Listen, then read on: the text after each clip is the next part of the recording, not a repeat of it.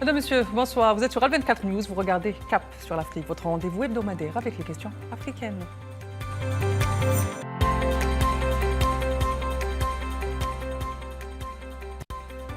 Depuis son retour à la Maison-Blanche en janvier dernier, Donald Trump multiplie les signaux d'une nouvelle feuille de route sur la scène internationale et l'Afrique n'est pas en reste. Une nouvelle ère s'ouvre qu'on peut déjà qualifier ou nommer d'Afrique Trump Acte 2. Depuis le début de l'année 2025, l'Afrique semble être devenue un maillon stratégique dans la feuille de route de Donald Trump. Dans un contexte de guerre d'influence mondiale où la Chine, la Russie, la Turquie étendent leur influence ou encore la mort du moins cérébrale de l'Empire France-Afrique.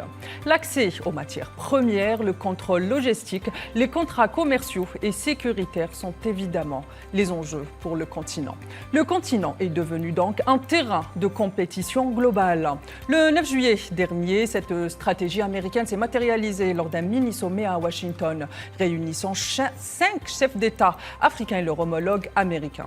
Si certains y ont vu un geste de réengagement diplomatique de la part des États-Unis, d'autres ont surtout noté l'absence des usages diplomatiques habituels à ce genre de rencontres, qualifiant la posture de Donald Trump d'une posture étant néocoloniale. D'autres, au contraire, estiment que Donald Trump reste fidèle à son style direct. Depuis janvier, donc, les signaux d'intérêt de l'administration Trump pour l'Afrique se multiplient. Rencontre avec le président sud-africain Cyril Ramaphosa, forum afro-américain en Angola, médiation entre Kinshasa et Kigali, suspension de certaines aides, mais aussi politique tarifaire, douanière, plus dur envers certains pays africains exportateurs. Une chose est claire, l'acte 2 des relations afro-américaines démarre fort et non sans controverse.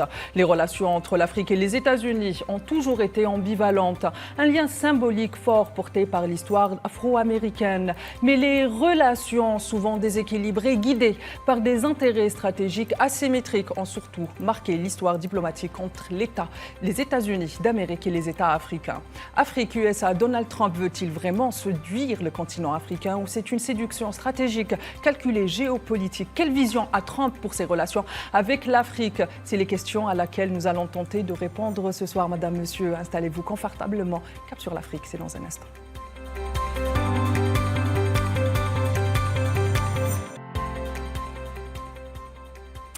Et pour en parler, j'ai le plaisir d'être accompagné ce soir sur mon plateau de Sami Kaidi, journaliste à la rédaction d'El Moudjahid. Bonsoir Sami, merci d'avoir accepté notre invitation. Et c'est toujours un plaisir d'être parmi vous. J'ai également le plaisir d'être accompagné ce soir de Jonathan Batangene, spécialiste de la géopolitique africaine, qui nous rejoint depuis Douala au Cameroun. Bonsoir Jonathan, merci d'avoir accepté notre invitation. Bonsoir Tine, bonsoir à toute l'équipe d'Al24 et bonsoir à vos chaleureux téléspectateurs, sans oublier votre charmant invité que j'ai eu à rencontrer lors du passage à Alger. Merci Jonathan. Messieurs, sans plus attendre, très chers téléspectateurs, rebonsoir et je commence avec vous, Sami Kaidi. Donc, j'imagine que comme bon nombre de journalistes dans le continent africain et même dans le monde, vous avez suivi cette rencontre ou ce mini-sommet qui a réuni le président américain avec 5 chefs d'État américains. Il figurait notamment le président de la Mauritanie, du Sénégal, du Gabon, de la Guinée-Bissau et du Libéria. Avec un peu de recul, quel commentaire faites-vous de cette rencontre, Sami? Pour parler un peu trivialement, c'est un peu le poids des mots et le choc des images. Nous avons vu ces 5 chefs d'État réunis autour du président des États-Unis d'Amérique, Donald Trump, à la Maison-Blanche pour un sommet, comme vous l'avez évoqué, ma chère consoeur, autour des questions qui ont trait à l'économie, à la sécurité. Ce qui a particulièrement choqué, c'est finalement cette fameuse photo qui a été diffusée notamment sur les réseaux sociaux, où l'on voit le président américain assis et les 5 autres chefs d'État africains debout devant une casquette MAGA, autrement dit Make America Great Again. C'est vrai que souvent, en termes d'image, on dit qu'une image vaut plus que 1000 discours. Et là, effectivement, on était face à à ce cas de figure, mais pas que. Il y a eu aussi d'autres passages un peu truculents, si j'ose dire. On retient un peu cet échange entre le président des États-Unis et le président du Libéria autour de la langue anglaise, de la maîtrise de la langue anglaise. Donald Trump a visiblement oublié que la langue officielle du Libéria est l'anglais.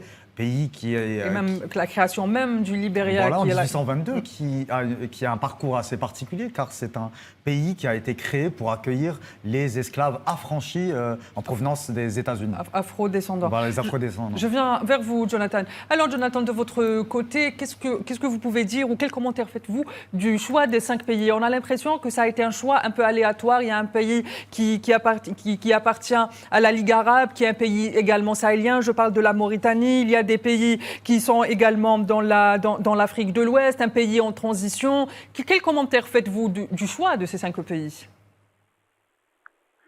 D'abord, ce n'est pas un choix aléatoire, c'est le choix de 100 nouveaux interlocuteurs qui sont l'image de la régression que subit l'Occident collectif sur le continent. Quand vous regardez le poids économique de ces pays, il est tout à fait marginal. Il ne s'agit pas des cadors en matière économique en Afrique, c'est des pays qui ont une situation presque marginale sur le cadre économique africain. Vous avez le Gabon, qui est un leader sur le marché du manganèse. C'est le deuxième producteur mondial de manganèse. C'est un gros producteur de pétrole. Mais sur le plan économique, ce n'est pas la première puissance d'Afrique centrale quand on regarde la configuration dans cette région. Vous prenez la Guinée-Bissau avec le président Embalo. C'est un pays très controversé avec les positions du président Embalo qui actuellement est sous protection de l'armée française, du GIGN. Donc, il n'est même plus sous la protection de ses propres soldats. Il en a peur. Il est devenu l'otage de la France au milieu de son peuple et il règne essentiellement par le bon vouloir de Paris. Vous avez donc ce type de dirigeant qui est invité à Washington. Vous avez le président de la Mauritanie, M. Ghazouani, qui est aujourd'hui la tête de pont de l'OTAN dans toutes les stratégies de reconquête de l'Afrique de l'Ouest et surtout du Sahel. Quand vous regardez que l'OTAN, surtout les États-Unis, ont fait de la Mauritanie leur nouvelle base arrière après la déculottée au Niger, mais surtout la honte subie sur le territoire du Burkina Faso, eh bien, la Mauritanie désormais se découvre un rôle de partenaire stratégique de l'OTAN, mais surtout des États-Unis, dans le cadre de leur stratégie de reconquête du Sahel.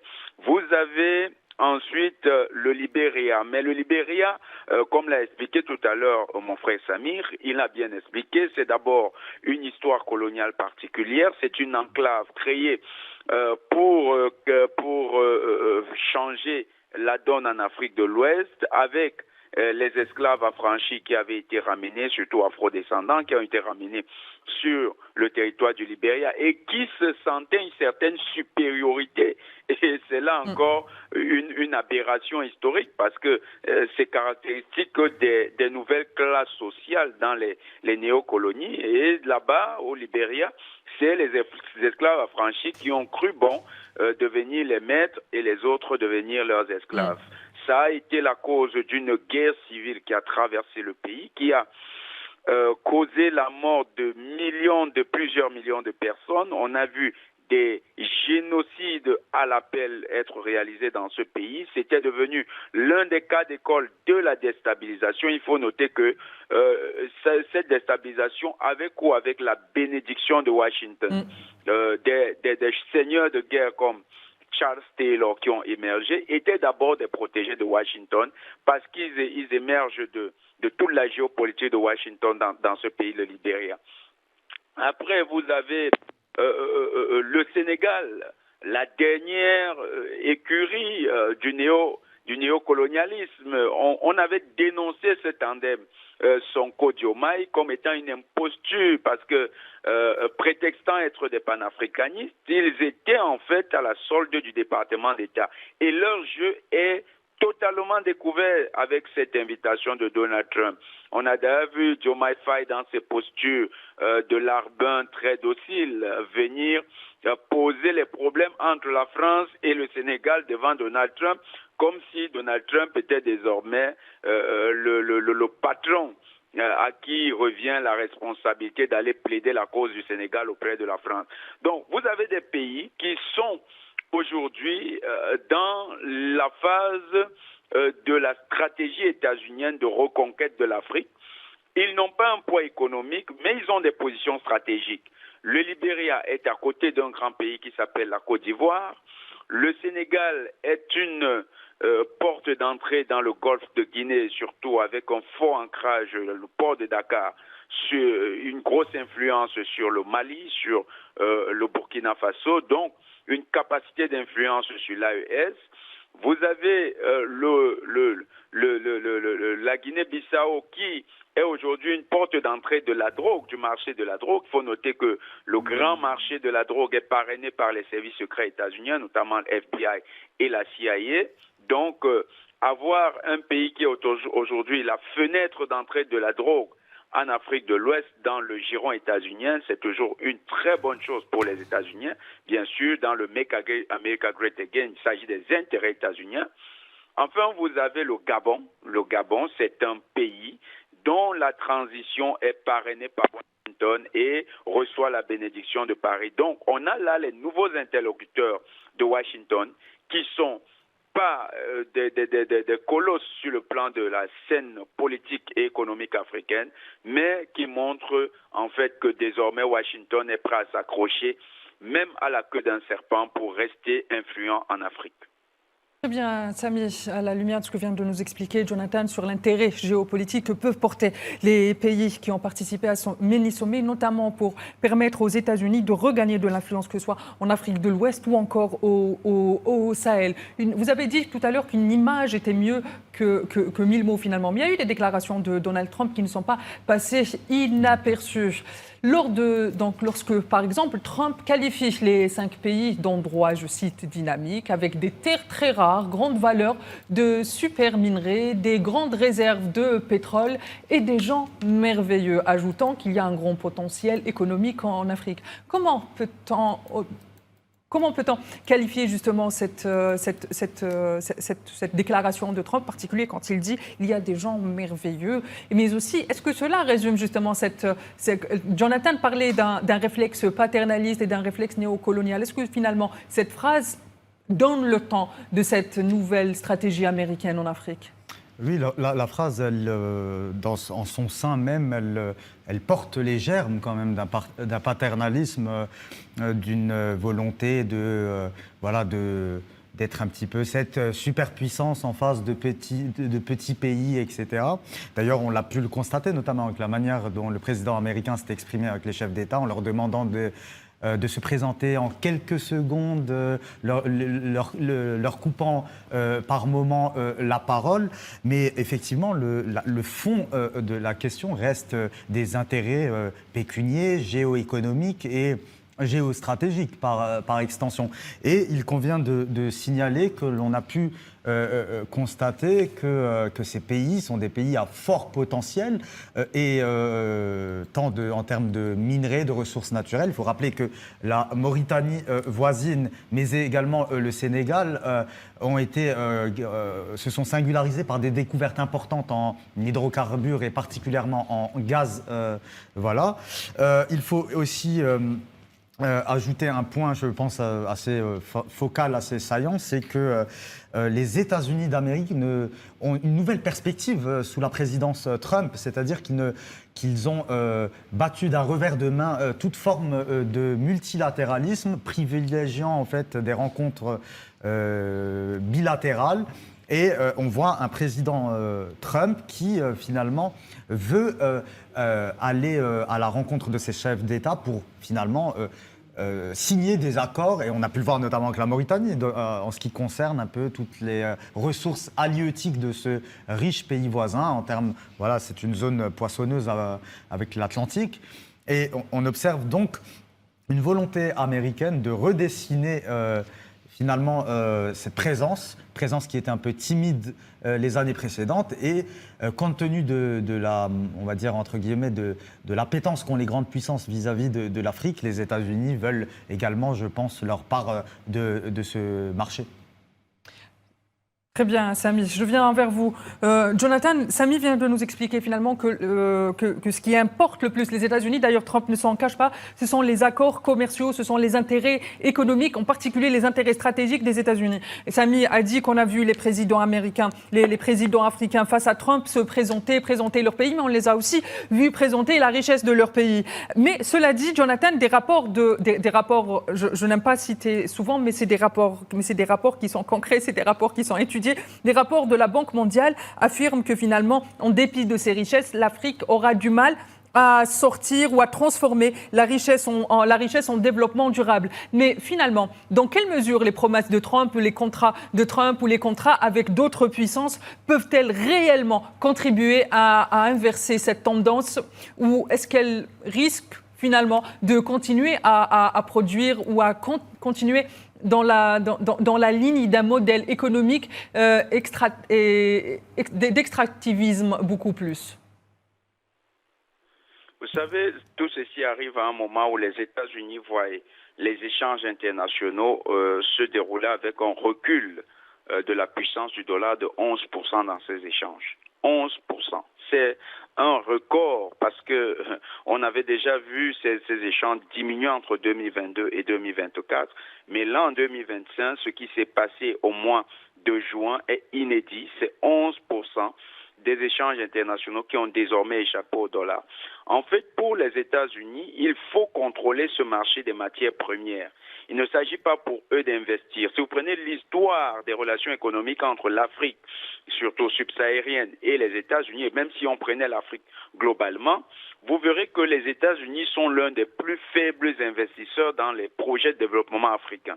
Prenez les projets majeurs de développement sur le continent. Vous verrez qu'en pôle position dans le financement de ces projets, c'est la Chine. Avec plus de 200 milliards de dollars. C'est la Chine essentiellement. C'est la Chine qui va dominer ces financements. Or, les États-Unis, qu'est-ce qu'ils font? Les États-Unis ont toujours essayé de se positionner comme étant un partenaire qui va nourrir une relation avec l'Afrique cosmétique, une relation beaucoup plus cosmétique. C'est un peu le cas, par exemple, des AGOA. Ils vont dire qu'ils ont des rapports, des relations économiques avec l'Afrique. Dans ces relations économiques, ils disent aux Africains d'exporter du matériel industriel ou du moins du matériel local qui parfois n'est pas transformé, mais qui arrive sous forme de matières premières.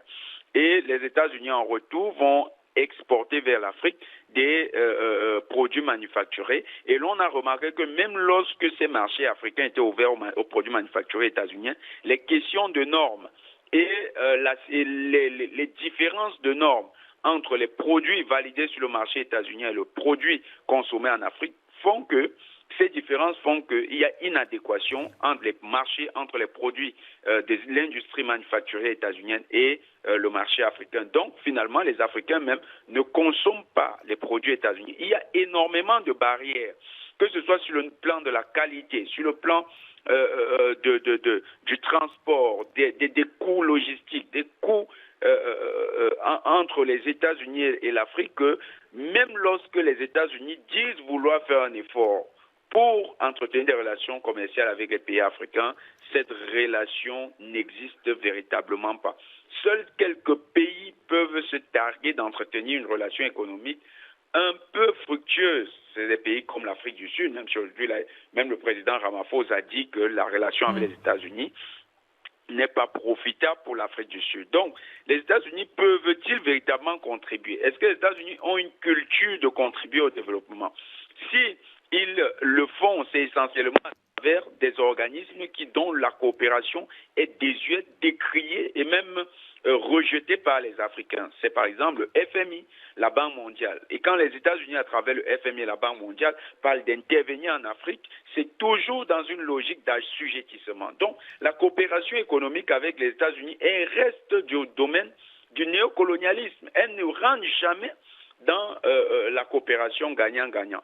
Ça fait peur aux pays africains qui sont en quête d'émancipation. Or, vous avez là des dirigeants qui sont pour la plupart dans une situation de perte de vitesse sur le plan régional. Par exemple, la Mauritanie aujourd'hui, malgré son ancrage dans la Ligue arabe, elle n'a aucun poids, elle n'a pas un réel poids. La Mauritanie, avec son marché du poisson, n'arrive pas à véritablement mobiliser les ressources pour son propre développement. La Mauritanie est dans une situation où il y a d'énormes disparités entre les populations, avec un racisme qui est ambiant dans le pays et qui empêche même le pays de véritablement décoller. Vous avez le Sénégal qui, lui, est dans une extraversion économique avancée. Le Sénégal est l'un des pays avec l'extraversion économique. Je rappelle que le Sénégal, il a aussi le Sénégal a aussi le FMI sur le dos actuellement. Voilà, vous avez ce problème au Sénégal. Vous avez le Sénégal qui envisage, et c'est là que ça montre à quel point les dirigeants sénégalais n'ont pas à cœur de redonner de la souveraineté à leur pays. Parce que le Sénégal, avec son plan Sénégal émergent 2035, et aujourd'hui avec le plan 2050, le Sénégal mise essentiellement sur le surendettement. Et là, ça fait peur, alors que, comme le rappelait Samir, on a découvert d'importants gisements de gaz et de pétrole au large du Sénégal. Et en plus, le Sénégal partage avec la Mauritanie un avantage, c'est d'avoir des côtes hautement poissonneuses. Et où est-ce que passent ces ressources? L'extraversion de l'économie, c'est-à-dire la trop grande présence de multinationales étrangères sur le territoire, la captation des ressources par les entreprises étrangères sur le territoire fait que il y a de grosses disparités sur le marché et dans l'économie sénégalaise et qui est essentiellement au détriment des populations sénégalaises. Vous allez au niveau du Gabon, c'est pareil. Il y a une extraversion économique terrible dans ce pays. Vous avez le manganèse qui est détenu par les Français. Vous avez le pétrole, c'est partagé entre les Français, les États-Unis. Aujourd'hui, les Chinois veulent entrer dans le marché, même si c'est très difficile. Le volet sécuritaire, contrôlé essentiellement par les États-Unis. Donc, c'est un pays qui n'offre aucun levier de souveraineté solide. Le Gabon vivote grâce aux investissements étrangers et vivote grâce aux multinationales. Trump a pris des gens qui sont disons-le, qui n'ont pas de poids économique, dont les pays sont dans une ossature fébrile sur le plan économique. Si vous prenez alors la Guinée-Bissau, ça c'est un scandale vivant parce que vous avez des ressources poissonneuses, des eaux poissonneuses autour du pays, mais ces eaux poissonneuses, il n'y a pas une optimisation de l'économie de pêche dans le pays, il n'y a pas une véritable politique économique, le pays est entraîné par une bande de dirigeants jouisseurs, un peu comme le président actuel, le président Embalo. Il est dans la jouissance extrême, toujours à l'étranger, toujours en train de se pavaner dans des pays étrangers et pas trop présent pour s'intéresser aux problèmes de son pays. Si c'est ça les interlocuteurs de Trump, alors là, les États-Unis envoient un très mauvais signal aux Africains, c'est-à-dire ils s'intéressent essentiellement aux ressources naturelles, essentiellement à ce que nous avons dans notre sol et dans notre sous-sol.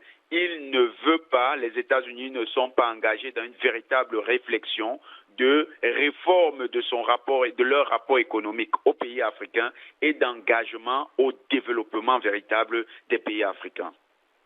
Très bien, Jonathan. Merci pour cet éclairage concernant les ambitions commerciales de Trump en Afrique. Très chers téléspectateurs, je vous retrouve dans un court instant, juste après cette page publicitaire.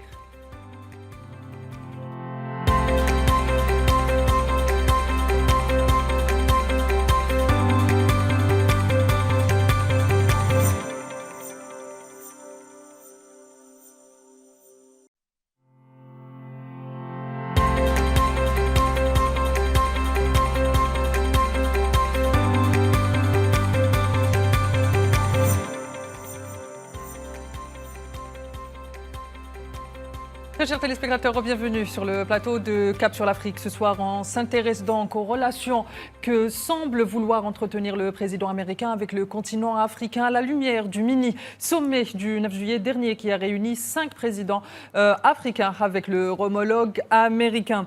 Lors de la première partie de cette émission, mes invités, Sami Kaidi, journaliste dans la rédaction d'El Moudjahid, et Jonathan Botangene, spécialiste de la géopolitique africaine, nous ont expliqué que finalement, face à la multiplication d'acteurs internationaux qui convoitisent l'Afrique avec un esprit beaucoup plus gagnant-gagnant, les États-Unis auront du mal à se débarrasser de ce qui est qualifié ou nommé le paternalisme diplomatique. Sami, je viens vers vous. On n'a pas arrêté de parler justement de ces intérêts commerciaux que semble vouloir mettre sur place le président américain. D'ailleurs, il ne s'en cache pas. Il a arrêté les aides américaines, des aides qui sont fortement controversées. Finalement, la nature de ces aides, elle est fortement controversée. Mais le Wall Street Journal a rapporté qu'en parallèle de ces discussions commerciales, le président américain a tenté de convaincre les chefs d'État qu'il a accueillis à l'occasion de ce sommet d'accueillir chez eux des migrants ou des personnes afro-descendantes ou africaines ou d'autres pays, mais finalement qui ont été donc la demande de rapatriement dans leur pays d'origine a été refusée. Il a tenté de convaincre ces 5 présidents-là d'accueillir ces personnes-là dont Washington ne veut plus finalement, un peu comme ce qui se passe aujourd'hui en France ou ce qui s'est passé au Royaume-Uni avec le Rwanda. Le Wall Street Journal indique également que le Soudan du Sud a déjà accepté une telle demande. Finalement, à votre avis, quelle est la portée géopolitique, mais aussi la portée éthique de cette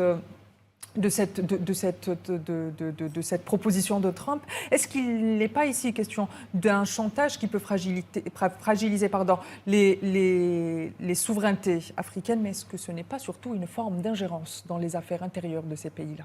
Lorsque vous parlez de chantage, chère Tina, ça y ressemble fortement compte tenu du fait que les États-Unis conditionnent finalement de potentiels investissements à un retour de nationaux ou non, parce qu'on parle effectivement d'afro-descendants. Mais de personnes qui sont de nationalité d'autres pays que les pays présents sur place.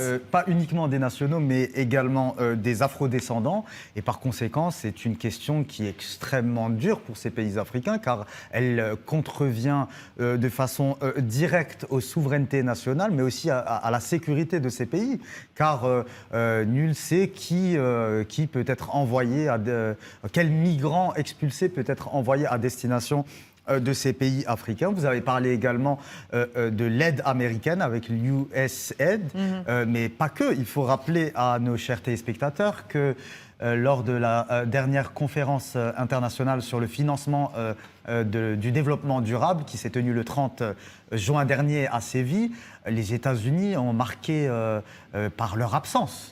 Et le président américain Donald Trump a été très clair. Il a dit que tout ce qui concerne les aides au développement, c'est strictement fini, qu'il observe la dynamique des relations avec le continent africain, un des continents les plus riches et les plus peuplés de cette planète, de façon finalement distante, avec du bilatéral, avec uniquement des investissements en B2B, si j'ose dire, si je me permets de reprendre un peu ce langage du business. Et d'ailleurs, Trump parle de deal, c'est-à-dire qu'il est dans une vision transactionnelle et non plus... Finalement, on s'éloigne de l'humain, on s'éloigne aussi de ce qui fait une relation bilatérale, c'est-à-dire le fameux gagnant-gagnant, le fameux win-win. Et là, effectivement... On est très loin de tout cela, on est dans une forme, avant vous avez parlé de paternalisme, mais on est aussi dans une relation qui s'apparente être celui du professeur avec ses élèves, finalement. Et ça, beaucoup de personnes, de spécialistes des questions internationales ont repris cette phraséologie parce que, voilà, elle saute aux yeux. Et aujourd'hui, malheureusement, on semble être dans une forme de chantage du puissant vis-à-vis de pays qui sont intermédiaires, en leur disant, voilà, c'est ça, à condition de remplir un peu les conditions que je vous impose. Très bien, Jonathan, depuis un bon moment maintenant, depuis le début de cette émission, on parle de la stratégie géopolitique de Trump ou de l'administration, de la vision de Trump concernant l'Afrique. Mais est-ce qu'on peut faire un retour vers le passé avec vous, un point pédagogique pour revenir justement sur l'histoire de cette relation américaine, de cette histoire afro-américaine qui, comme je le disais tout à l'heure dans l'introduction, a été marquée d'abord par le sort des afro-descendants ou la traite transatlantique, et puis il y a eu les ingérences. Et puis, il y a eu la lutte contre le terrorisme, là aussi, sous couvert d'ingérence. Il y a, depuis pratiquement une bonne quarantaine d'années, la relation entre les États-Unis et les États africains ne semble pas sereine, mais surtout, elle semble être comme n'importe quel pays occidental, finalement. Effectivement, les États-Unis sont quand même la tête de file de tout l'Occident collectif. C'est les États-Unis qui portent la grande stratégie de l'impérialisme occidental. Aujourd'hui, ils ont hérité cela de l'Angleterre. L'Angleterre qui elle-même a pris les rênes après la France et l'Allemagne dans ce rôle-là. Donc les États-Unis en tant que chef de file de néocolonialisme et de l'impérialisme sont en train de jouer le même rôle que les grandes puissances coloniales. Vous avez bien fait de rappeler dans l'histoire des États-Unis que ce pays a été construit, non pas à cause de la bravoure des capitalistes, comme on aime souvent nous le rappeler, mais à cause du sang et de la sueur des esclaves. C'est les esclaves qui ont été déportés depuis l'Afrique, qui ont construit chaque morceau de fortune des États-Unis, qui ont construit les routes, qui ont participé à la construction de tous les grands édifices, qui ont été utilisés dans l'élaboration de ce qui est devenu aujourd'hui le grand capitalisme états-unien. C'est encore l'émigration, et là on ne va pas dire seulement les esclaves, parce que les États-Unis font comme s'ils sont victimes des migrations, alors que les États-Unis sont depuis la nuit des temps une terre d'immigration. Je tiens à rappeler que les populations africaines se retrouvent aux États-Unis bien avant la colonisation. Mansa Moussa, qui a été le Malien, Mansa Moussa, est parti des côtes du Sénégal jusqu'aux États-Unis des années. On était encore là au XIe siècle. Donc c'est au moins 4 siècles avant que Christophe Colomb ne se retrouve sur les côtes états-uniennes. Les États-Unis se sont construits avec les vagues migratoires. Quand vous prenez le 19e siècle, vous allez voir l'arrivée des Italiens. Prenez le 17e siècle, l'arrivée des Italiens, bien avant eux, le départ des protestants irlandais, français, les huguenots français, les Suisses, qui sont allés peupler ce qu'on appelle aujourd'hui les États-Unis. Donc, les États-Unis, c'est d'abord un pays par excellence qui s'est construit à partir de l'immigration, qui s'est peuplé à partir de l'immigration. Les populations caucasiennes, un peu comme Donald Trump, sont le fruit d'une immigration. Lui-même, ses grands-parents sont allemands. Il n'est pas états-unien de grands-parents nés aux États-Unis. Ses grands-parents viennent d'Allemagne. Lui-même est le fruit de l'immigration. Mais c'est un peu amusant de voir comment des descendants de migrants se considèrent aujourd'hui beaucoup plus natifs que les autochtones qu'ils ont trouvés, les Indiens qu'ils ont massacrés. Je ne parle pas des Amérindiens, des Afro-Amérindiens qui, eux, ont carrément disparu. Donc, ils se considèrent même plus américains que ceux-là. Et aujourd'hui, ils fixent les règles d'obtention de la nationalité états-unienne, les règles même de migration sur ce territoire. On peut laisser ce contentieux historique et essayer même de comprendre la logique de ces rapatriements qui sont proposés à ces pays. Est-ce que c'est parce que ces pays sont des creusets de prospérité particuliers? Que non. Un pays comme la Mauritanie, qui lui-même a, avec 5 millions d'habitants, accueille une grosse quantité de population pauvre.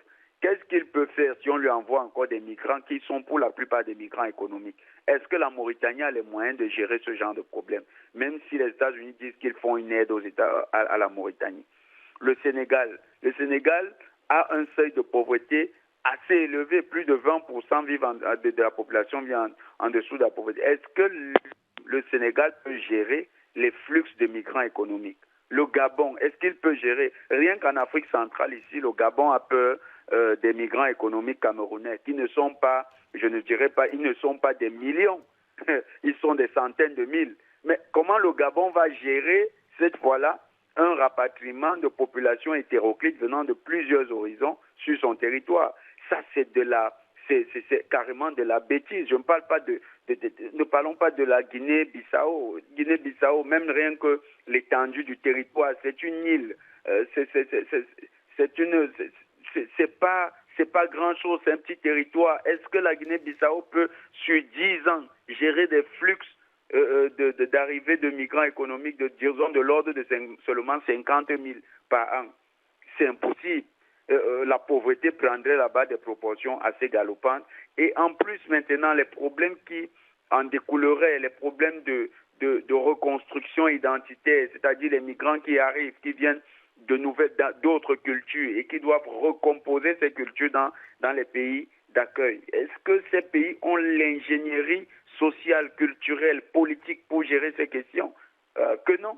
Vous voyez que le président états-unien actuel, moi, j'ai l'habitude de dire, c'est quelqu'un qui vient des milieux d'affaires, qui a appris à vendre, à faire des affaires sur le tas, qui a côtoyé quand même les grandes, et là je m'appuie sur le livre de Shapiro, qui raconte très bien Robert Shapiro. Il revient sur l'histoire de Donald Trump, il dit en parant à la Maison-Blanche, Donald Trump, c'est quelqu'un qui était proche des Gambino, des Genovese, des Colombo, c'est les grandes familles de la mafia, donc c'est quelqu'un qui s'est bâti par la force, par la violence, et il croit que parfois la violence, les deals sont la solution à tout. Que non, ce n'est pas la solution à tout.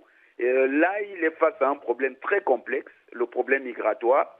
Ça ne peut pas être résolu en décidant d'envoyer les populations, en allant jeter ces populations dans quelques pays africains. Ce n'est pas comme ça qu'on peut résoudre la question migratoire. Les États-Unis font face à un problème qui est lié à leur politique impérialiste. La migration, c'est lié à la politique impérialiste des États occidentaux. Lorsque les États occidentaux vont atténuer leur politique impérialiste et néocolonialiste, lorsqu'elles vont prendre en considération le bien-être et le mieux-être des populations qui habitent les terres où ils viennent piller les ressources naturelles, eh bien, à partir de ce moment, ils vont voir que les flux migratoires vont baisser parce que ces populations-là, se sentant de mieux en mieux sur leur territoire, ne vont plus avoir envie de se déplacer pour aller, pour des raisons économiques, en Occident. Ils vont eux-mêmes créer les conditions économiques favorables dans leur pays. C'est la seule solution que les États-Unis peuvent privilégier. On ne peut pas être impérialiste et vouloir résoudre le problème migratoire en allant déverser les migrants sur d'autres territoires.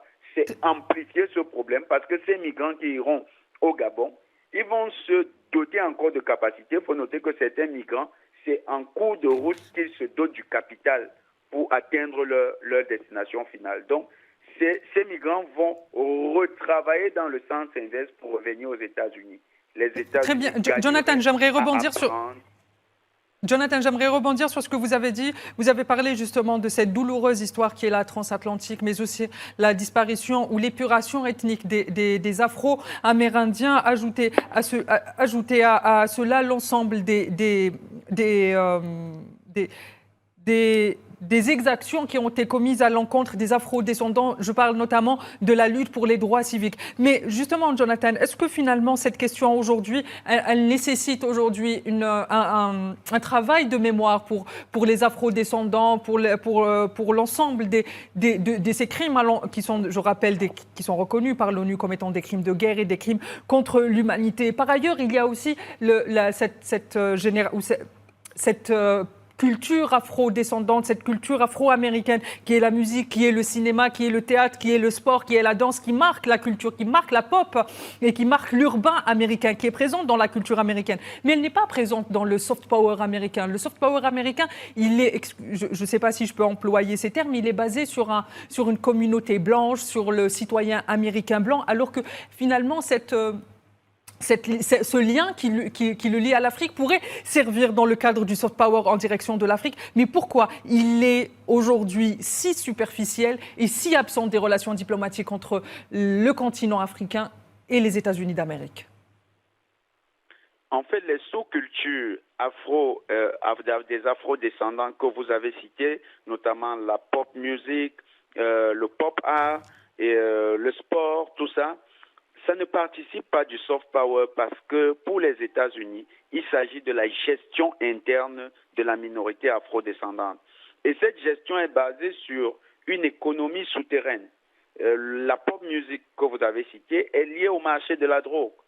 C'est essentiellement parce que certains artistes acceptent de rentrer dans des canons de perversion qui ont été érigés par cette minorité blanche, que ces derniers vont avoir un certain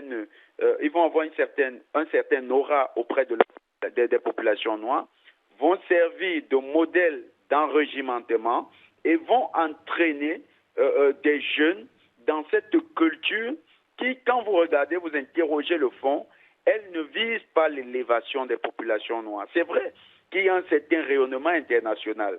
Et c'est en cela qu'on peut dire que ces populations ont réussi quelque chose, c'est-à-dire que dans le piège, le cercle vicieux, on avait voulu les cantonner, ils ont quand même réussi à créer quelque chose d'intéressant pour le reste des populations. Mais ça, c'est les effets pervers d'une situation. En interne, la gestion des populations noires est essentiellement axée autour d'une bulle vicieuse. On va les entraîner dans la pop culture qui est incarnée par le rap violent, par des artistes qui se droguent, par des sportifs qui sont proches des milieux de la drogue. Et on va tout faire pour que les jeunes noirs rentrent dans ces couloirs et que ce ne soit là que leur couloir d'enrichissement.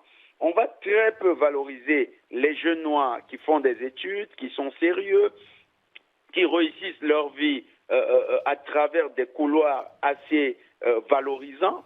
On va très peu les mettre en lumière. On va davantage axer les projecteurs sur ceux-là. Et on va encourager également ceux qui vont choisir les carrières d'acteurs. C'est pas dire que c'est des sous-métiers, mais on va lier davantage ces métiers à des services vicieux, à une sorte de perversion, pour que ces jeunes n'aient pas la possibilité de créer une élite de qualité capable de véritablement porter les aspirations des populations noires. Vous avez vu que le seul qui avait cette capacité, Martin Luther, il a été tué. Par contre, Barack Obama, quelqu'un qui était sérieusement enrégimenté dans les milieux pervers, Jonathan, est-ce que vous êtes des cercles vicieux. Jonathan, brièvement, j'ai une autre question. Est-ce que vous êtes en train d'essayer de dire, finalement, qu'on est en train d'essayer de créer une élite afro-descendante qui est loin des codes d'une société, d'ailleurs, qui, en fait, à l'image de l'Occident aujourd'hui, qui est un Occident en perte de valeur, faut-il le rappeler? Tout à fait, tout à fait. C'est une élite afro-descendante de couleur essentiellement, mais dans le fond, qui est totalement pervertie aux valeurs décadentes de l'Occident. Voilà en fait le type d'élite que promeut l'Occident dans les communautés afrodescendantes. Alors qu'il y a des afrodescendants qui ont des combats de qualité, qui ont une démarche de qualité, ceux-là sont invisibilisés, ceux-là, on ne leur offre pas la capacité de véritablement impacter les populations. Et nous, par exemple, dans le mouvement panafricaniste, de plus en plus, on connecte les afrodescendants qui sont des élites de qualité aux jeunes des populations africaines ici, pour qu'ils puissent avoir de l'influence. Et on essaie de leur montrer que, au-delà de ce que vous voyez, il y a de véritables représentants des communautés afrodescendantes au niveau des États-Unis. Donc c'est tout un travail que même les communautés afrodescendantes sont en train de mener sur le territoire des États-Unis. Et malheureusement, ce travail est encore occulté par les médias mainstream qui sont dominés par l'Occident décadent avec ses valeurs. Très bien, je viens vers vous, Samy. Un autre contexte est intéressant aujourd'hui, même en Afrique. Depuis quelque temps, on assiste à la déroute française en Afrique, notamment au Sahel, mais aussi dans le reste de l'Afrique de l'Ouest. Pour certains observateurs africains, il est question ici pour les États-Unis, en quelque sorte, de remplir ce vide que la France a laissé, non seulement dans le Sahel, mais dans le reste de l'Afrique de l'Ouest, que ce soit sur le plan sécuritaire ou d'autres contrats commerciaux.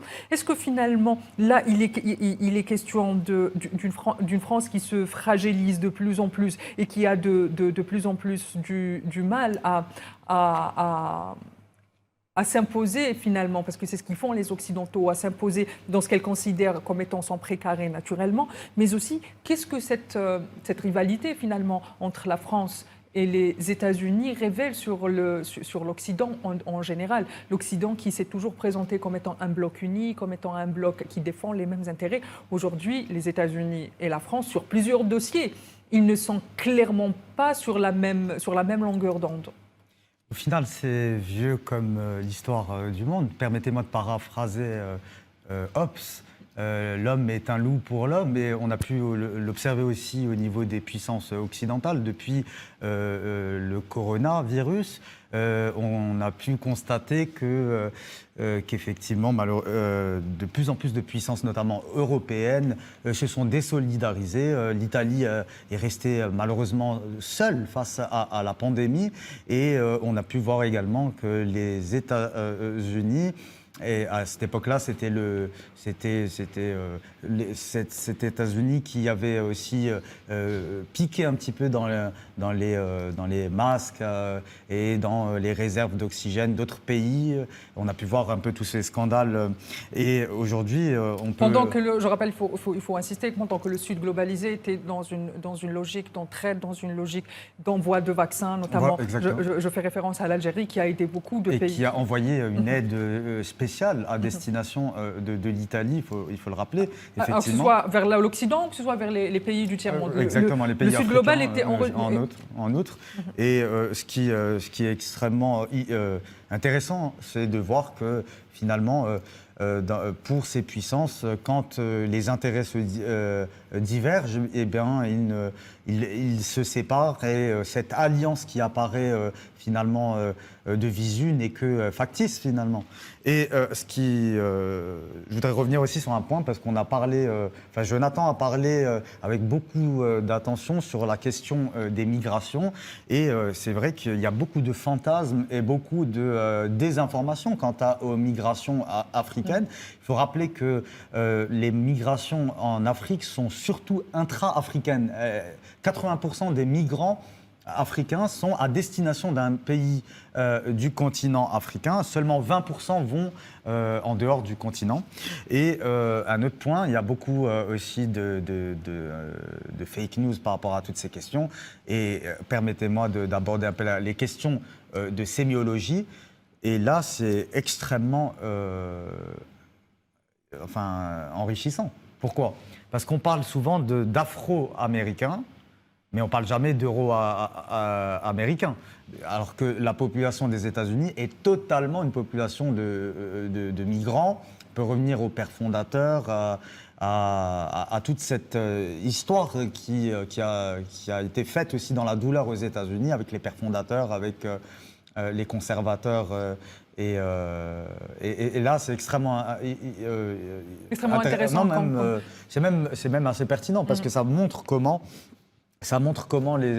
finalement, il y a un 2 poids 2 mesures aussi en termes de sémiologie. Et là, il faudrait... ça ouvre de nouvelles pistes. Ça ouvre de nouvelles pistes de réflexion, peut-être même une nouvelle émission sur la question.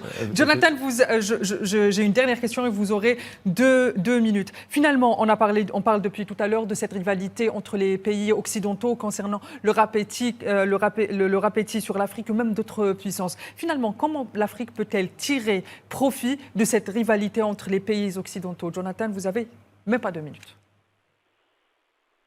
Le premier élément pour tirer profit de cette rivalité, ce serait que les pays africains prennent conscience que leur souveraineté n'a pas de prix. c'est le premier atout qu'il faut mobiliser, le patriotisme, le nationalisme. L'Algérie, par exemple, aujourd'hui a une coopération avec des pays occidentaux et une coopération avec des pays africains. Et cette coopération respecte un seul principe, la souveraineté de l'Algérie d'abord. C'est le premier principe que les pays africains doivent avoir. On ne peut pas coopérer avec les États-Unis en faisant comme ces présidents, en prenant des chapeaux MAGA, en mettant ça sur la tête, comme si on était devenus des simples sous-préfets des États-Unis à la tête des pays africains. C'est une honte d'agir de la sorte. Il faut faire de l'Afrique la priorité. C'est d'abord le premier élément. Deuxième élément, on ne peut pas compter sur une puissance pour développer l'Afrique. Ça veut dire une chose, il faut mobiliser les ressources internes, surtout humaines, pour les préparer au chantier de construction, de plans de développement et surtout de mise en œuvre de ces plans de développement. C'est d'abord sur la base nationale qu'on agit pour le développement. Autre élément, il faut construire des structures africaines, notamment une banque centrale africaine. Il faut qu'elle existe. Aujourd'hui, on regarde du côté des BRICS. Mais très bien, Jonathan, on arrive à la fin du temps imparti pour cette émission. Je rappelle que vous êtes spécialiste, de la géopolitique africaine. Merci de m'avoir accompagné tout au long de cette émission, Jonathan. J'ai eu également Je vous remercie et je souhaite une bonne soirée.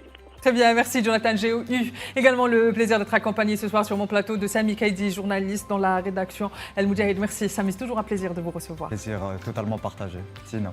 Quant à vous, très chers téléspectateurs, il ne me reste plus qu'à vous souhaiter une excellente suite des programmes sur RAL24 News. Et n'oubliez pas, prenez soin de vous. Je vous donne rendez-vous la semaine prochaine pour une nouvelle question africaine.